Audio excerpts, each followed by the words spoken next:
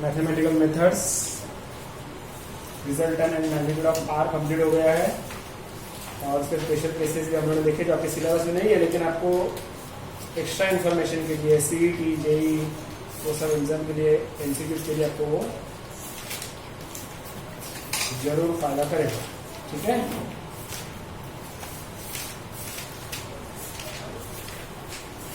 अभी आगे resolution of vectors. Okay, resolution of vector के बाद है multiplication of vector. Page number 20 पे आ जाओ, टेक्स्ट बुक पेज नंबर 20। हाँ, अलग रिजोल्यूशन ऑफ वेक्टर क्लियर है?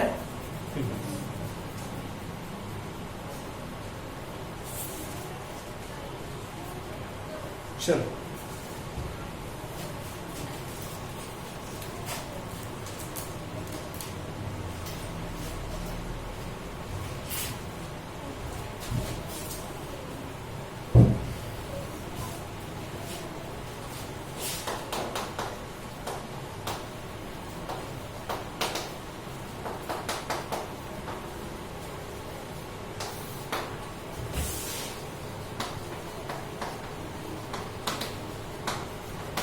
लिखा है बोर्ड पे रिजोल्यूशन ऑफ वेक्टर। ओके, अभी मेरे पास एक वेक्टर है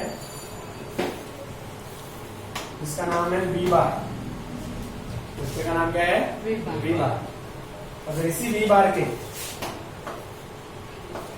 मैं दो पार्ट करता हूं, एक, दो और एक करता हूं, तीन किए मैंने। ये V1 बार, ये V2 बार और ये V3 बार।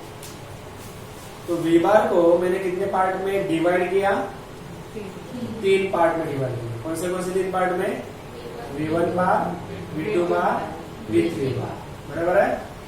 तो ये ऐसे डिवाइड किया कि अगर मैं तीनों को कंबाइन करता हूं, तीनों कंपोनेंट, इसको कंपोनेंट बोलेंगे। इसके जो पार्ट है, अपन नॉर्मल लैंग्वेज मध्ये पार्ट बोलतो, सायंटिफिक लैंग्वेज मध्ये त्याला काय म्हणायचं? कंपोनेंट। कंपोनेंट म्हणजे घटक, बरोबर ना?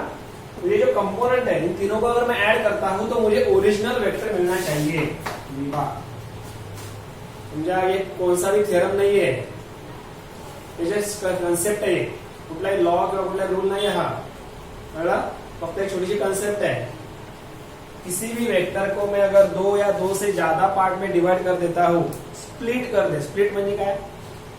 भाग करणे ना, बरोबर ना? आपण म्हणतो एखादी गोष्ट एक आहे, भाग केली, त्याला काय केलं? स्प्लिट केली। सो मेरे पास एक वेक्टर था वी बार, उसको मैंने स्प्लिट कर दिया, V1, V2, V3, उससे भी ज्यादा कर सकते हैं। वो कैसे स्प्लिट करना है? स्प्लिट करते समय क्या याद रखना है? अगर मैं सारे कंपोनेंट को जब मैं ऐड करता हूं तो मुझे ओवरऑल किसका इफेक्ट मिलना चाहिए? ओरिजिनल वेक्टर का। तो ही मेरा स्प्लिटिंग कामयाब हो जाए। तो किसी भी वेक्टर का जब हम लोग स्प्लिटिंग करते हैं इनटू इट्स कंपोनेंट, कशामध्ये स्प्लिटिंग केलं? त्याच्या कंपोनेंट मध्ये। म्हणजे कंपोनेंट असे स्प्लिट केले आहेत किंवा हे कंपोनेंट असे बनवले हैं, जब मैं तीनों को या सबको मैं ऐड करता हूं तो मुझे कौन मिलेगा? मेरा ओरिजिनल वेक्टर फिर से मिलेगा। तो ऐसे स्प्लिटिंग के प्रोसेस को बोलते हैं हम लोग रिजोल्यूशन। क्या बोलते हैं? रिजोल्व करना। रिजोल्व म्हणजे भाग करणे, थोड़ा सा फाइन डिवाइड करणे। ओके, समझा? रिजोल्यूशन ऑफ वेक्टर मतलब क्या?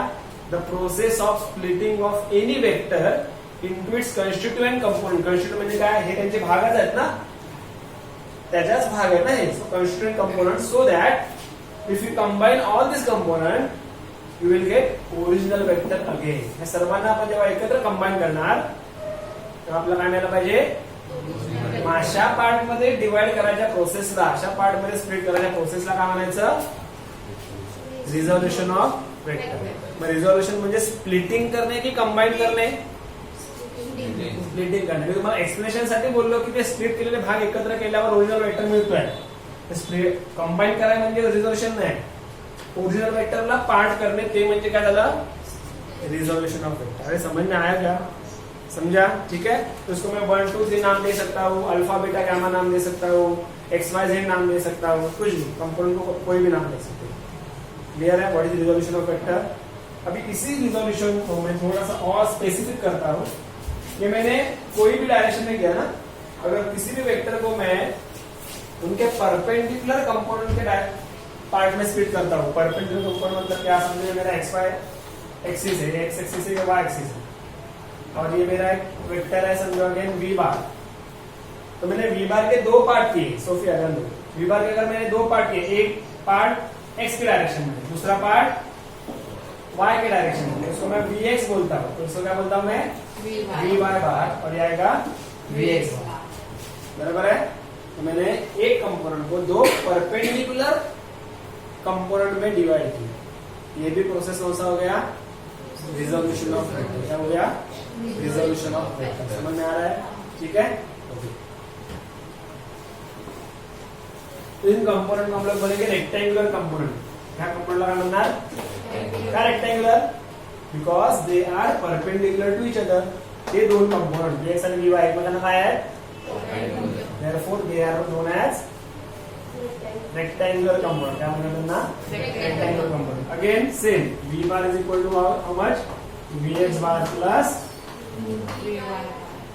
क्लियर है, ओके। अभी थोड़ा सा और डिटेल जाते हैं। मैंने आपको एक चीज बताई थी, एक्स डायरेक्शन में एक यूनिट वेक्टर रहता है। What is unit vector again, unit vector मैंने क्या कौन सा, बोलो बोलो, हाँ।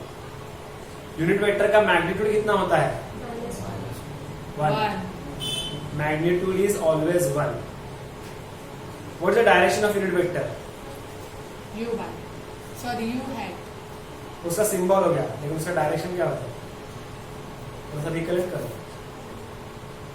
देखो किसी भी मेन वेक्टर का एक यूनिट वेक्टर रहता आहे।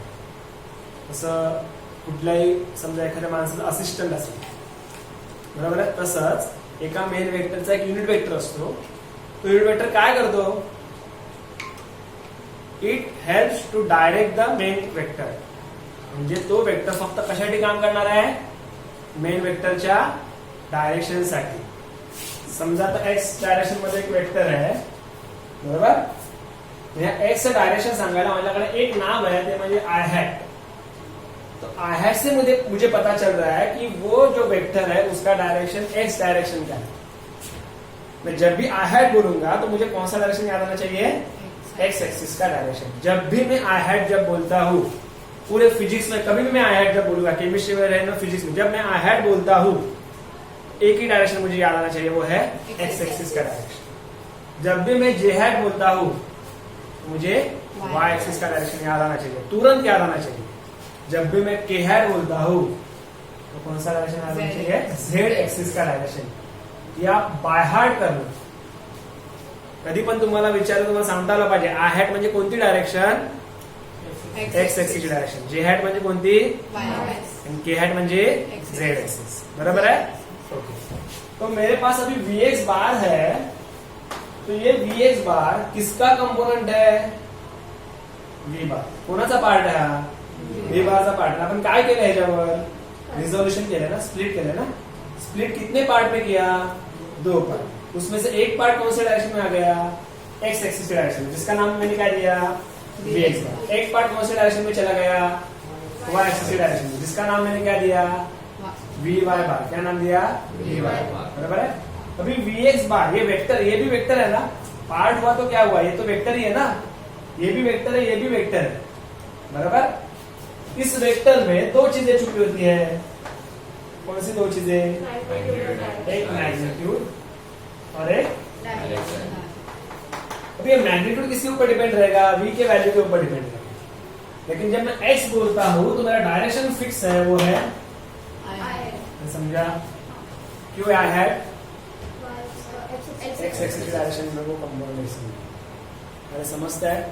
तो मैं इधर ऐसे लिख सकता हूँ, इधर मैं वी एक्स लिख सकता हूँ, इधर मैं आई हैट लिख सकता हूँ। तो वी एक्स क्या बता रहा है मुझे, डायरेक्शन बता रहा है कि खाली मैग्नीट्यूड बता रहा है, मैग्नीट्यूड बता रहा है। मैंने उधर बार किया है, क्या वी के ऊपर बार लिखा है, देखो उधर नहीं, तो वो किसका काम कर रहा है अभी, तो डायरेक्शन की जिम्मेदारी किसके ऊपर आ गई, आई हैट के ऊपर आ गई। तो मैं वी एक्स बार को ऐसे लिख सकता हूँ, वी एक्स आई हैट, समझा। इसमें दोनों चीजें आ गई ना, वी एक्स क्या है, आई हैट क्या है, कौन सा डायरेक्शन, बराबर है। सिमिलरली वी वाई बार को मैं कैसे लिख सकता हूँ, वी वाई तो जब मैं इधर ऐसे लिख रहा हूँ V X bar plus V R bar, तो मैं इसको ऐसे लिख सकता हूँ, मैं देखो वी एक्स आई है प्लस वी वाई। इसका मीनिंग समझ में आ रहा है? मेरा ऊपर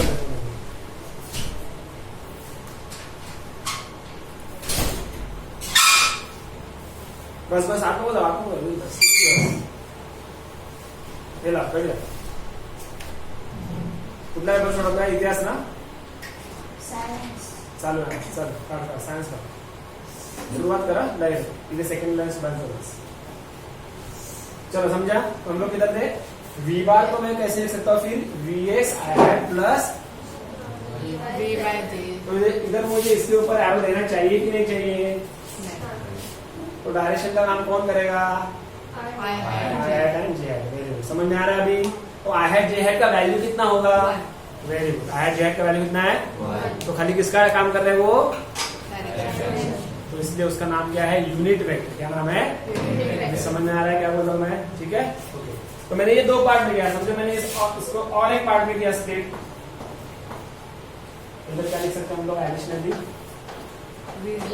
के है बराबर ना? तो मैंने वी बार को 3 रेक्टेंगुलर कंपोनेंट में डिवाइड किया। मैंने ऐसे बोला कि कंपोनेंट में डिवाइड किया, मैंने स्पेसिफिकली क्या बोला? रेक्टेंगुलर कंपोनेंट, क्योंकि ये तीनों कंपोनेंट एक्स मतलब V X V Y V Z एक दूसरे को कैसे है? परपेंडिकुलर है। इसलिए कंपोनेंट कौन से किस नाम से जाने जाएंगे? रेक्टेंगुलर कंपोनेंट के नाम से जाने जाएंगे। समझा क्या? तो मैंने पहले आपको क्या बताया था? Just splitting of the vector into its component is known as a resolution of vector. तो उसमें स्पेसिफिकली क्या आ सकता है? कोई भी वेक्टर को हम लोग रेक्टेंगुलर कंपोनेंट में डिवाइड कर सकते हैं और फिर उस वेक्टर को हम लोग इस फॉर्म में लिख सकते हैं। V bar is equal to V X I hat X direction वाला component, V Y J hat Y direction वाला component and V Z K hat Z direction वाला कंपोनेंट। अरे क्लियर है आपका?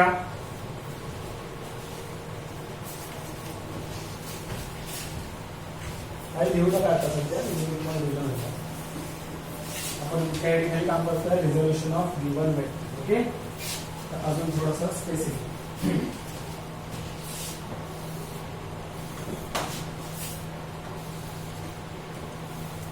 मेरा आर बार है, सेम सेम वी बार जैसे are बार है, खाली नाम मैंने चेंज किया। ठीक है, उसको मैंने इधर परपेंडिकुलर ड्रॉ किया और इधर परपेंडिकुलर ड्रॉ किया। तो ये पार्ट हो गया मेरा आर एक्स बार और ये पार्ट हो गया मेरा आर बार। तो मैं अगर मैं बार लिखता हूँ तो आई हैड लिखने की जरूरत नहीं है। क्लियर है? अगर मैं बार नहीं लिखता हूँ तो आई हैड लिखने की जरूरत है कंपल्सरी। तो R X bar and R bar में समझो एंगल क्या है? थीटा। क्या है? थीटा। मुझे बताओ, अगर ये मैं 90 डिग्री का ट्रायंगल पकड़ता हूँ, 90 डिग्री हो गया अगर मैं परपेंडिकुलर ड्रॉ करता हूँ, बराबर? तो ये थीटा है, ये हाइपोटेन्यूस है, बराबर ना? 90 डिग्री एंगल के सामने वाला हाइपोटेन्यूस, बराबर है? तो ये थीटा है, ये थीटा के एडजेसेंट साइड हो गई ना? थीटा के एडजेसेंट साइड है ना? और ये क्या है? हाइपोटेन्यूस। तो मुझे बताओ कॉस थीटा क्या आएगा? एडजेसेंट साइड अपॉन हाइपोटेन्यूस ना? कॉस थीटा माहिती है ना तुम्हाला? Trigonometric function adjacent side upon hypotenuse, हा तुम्हारा फॉर्मूला है। एडजेसेंट साइड कौन सा है? आर एक्स का। हाइपोटेन्यूस कौन है? साइन थीटा क्या हो जाएगा? अपोजिट साइड अपॉन हाइपोटेन्यूस ना? थीटा के अपोजिट कौन है? ये। लेकिन ये दोनों अगर सेम है, ये और ये, तो ये आर वाई बार है, तो ये भी क्या हो जाएगा? इसका मतलब ये अपोजिट साइड में इधर पकड़ता हूं, बराबर? और हाइपोटेन्यूस कौन है? आर बार है ना? तो opposite side upon hypotenuse. Clear है? इससे मुझे क्या पता चल रहा है? R bar cos theta is equal to R X bar. या आर बारला मी इकडे पाठवलं, मग काय झालं? R X bar is equal to what? R bar cos theta. Signal येथे काय होईल मग? आर वाय बार काय होईल?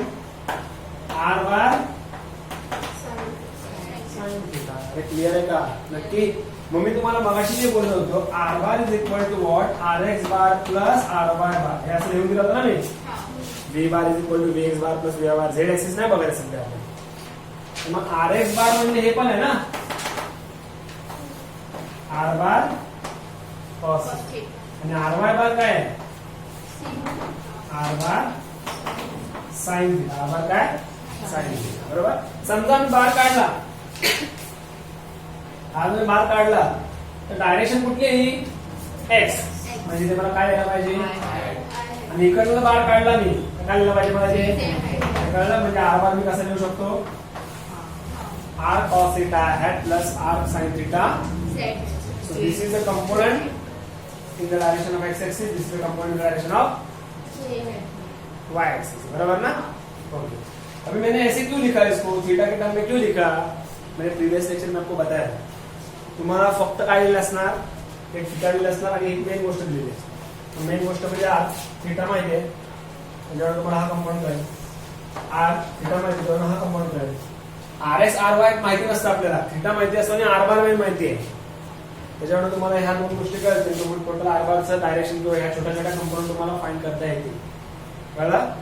सो ये तरीका है खाली लिखने का. तो मैं कोई भी रिजोल्यूशन में, अभी कंक्लूजन में आपको बता देता हूँ, कोई भी वेक्टर को मैं जब रिजॉल्व करता हूँ रेक्टेंगुलर कंपाउंड में, स्पेसिफिकली रेक्टेंगुलर कंपाउंड में, तो मैं ऐसे लिख सकता हूँ R bar can be written as R X bar plus R bar bar, which can be also written as R X म्हणजे नेहमी आर कॉस थीटा घ्यायचा. इथे एक्स नका लिहू, इथे एक्स नका लिहू, कळलं का. आर एक्स म्हणजे आर कॉस थीटा आहे, तुम्ही आर एक्स कॉस थीटा लिहा, चुकलं. एक्स ची काळजी कॉस थीटा घेतलेली आहे. डायरेक्शनचं काम करतो इथे इथे काय ना क्लियर आहे. हे जरा लिखलो, डायग्राम पण काढा आणि लिहून पण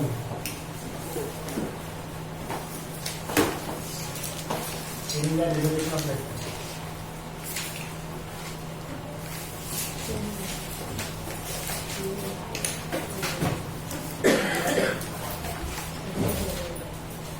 डेट डाला, डेट क्या है, क्या 7 क्या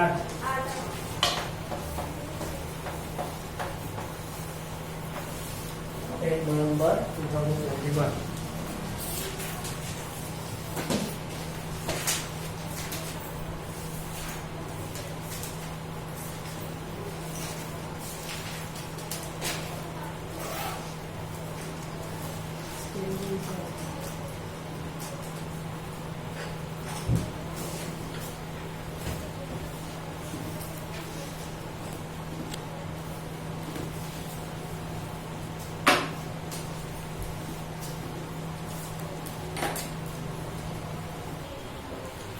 बोर्ड पे क्या लिखा है फिर से एक बार थोड़ा सा रिवाइज करते हैं.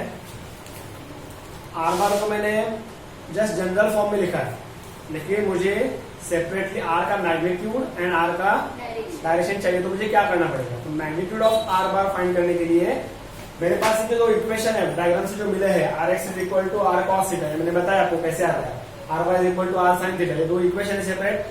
तो मैं मैग्नीट्यूड फाइंड करने के लिए, किसका मैग्नीट्यूड, आर का मैग्नीट्यूड फाइंड करने के लिए मैंने क्या किया, पहले दोनों को सेपरेटली स्क्वायर किया, स्क्वायर करने के बाद क्या किया, ऐड किया. बराबर है.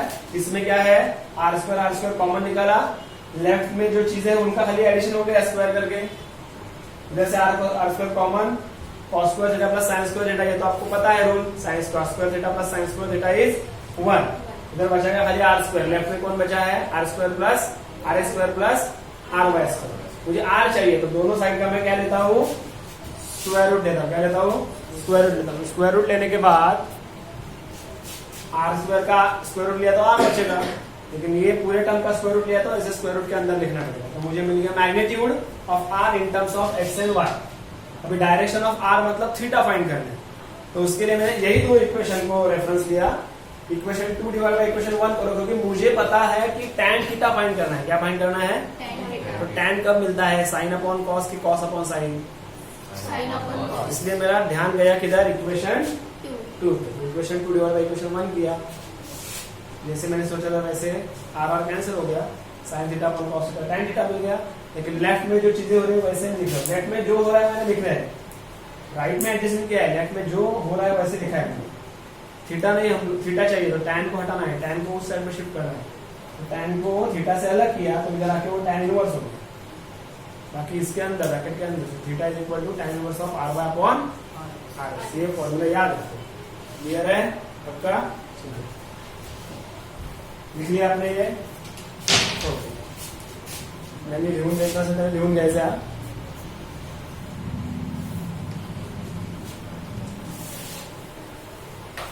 ये कंप्लीट हो गया रिजोल्यूशन ऑफ वेक्टर का एक्सप्लेनेशन या फिर उसका डिटेलिंग. ओके, अभी थोड़ा सा और मीनिंग एक्सप्लेन करता हूं मैं. मैंने ये जो भी बताया वो X Y Z, sorry X Y ये दो कंपोनेंट के लिए बताया ना. अगर मेरा जेड एक्सिस में का भी कंपोनेंट है आर एक्स बार, मैंने बताया आर वाई है एंड आर जेड और एक कंपोनेंट है आर का, तो आर का मैग्नीट्यूड आएगा square root of R X square plus R Y square. जब दो थे तो वैसे आया था ना अभी आता मिळाला तर आपल्याला R is equal to square root of R X square plus R Y square. जर आर झेड सुद्धा कंपोनेंट असेल आर जेड स्क्वायर. ओके, ऐसे लिखो देन ऐसे लिखो ऐसे लिखो. जैसे नोट इसका डायरेक्शन हम लोग अभी डायरेक्टली फॉर्मूला रेडी नहीं कर सकते, लेकिन उसका मैग्नीट्यूड बता सकते हैं. If R X R Y R Z are three component,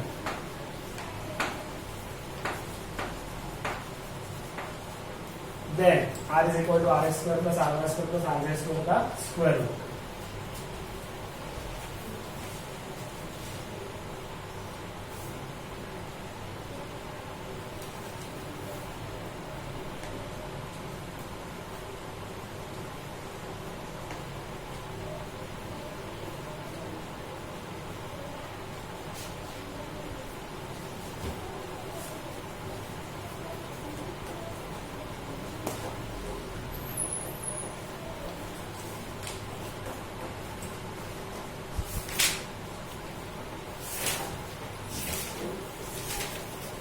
थोडासा सम सॉल्व करूया.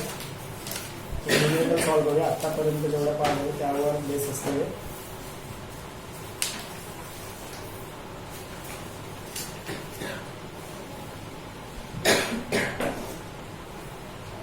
Page number 29 of your text book.